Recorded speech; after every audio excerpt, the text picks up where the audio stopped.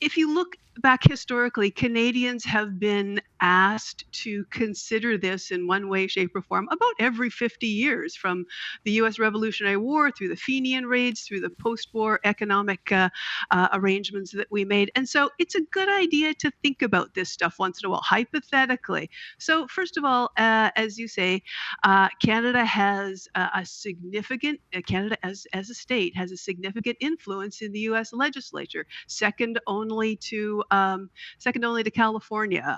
A lot of seats in Congress and presumably 2 Senate seats. A lot of influence over the Electoral College. In fact, Canada could probably have a strong influence over who becomes president and who doesn't. It would provoke a leftward shift in U.S.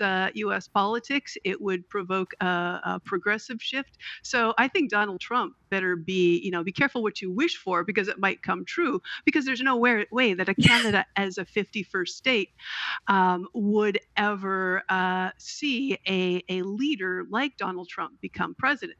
But continuing the thought experiment from the Canadian perspective, what would it feel like to be the third largest country in the world? What would it feel like to be an economic powerhouse, to be a military powerhouse, not to have to worry about border issues and tariffs and trade, to be able to flex a little bit in the world?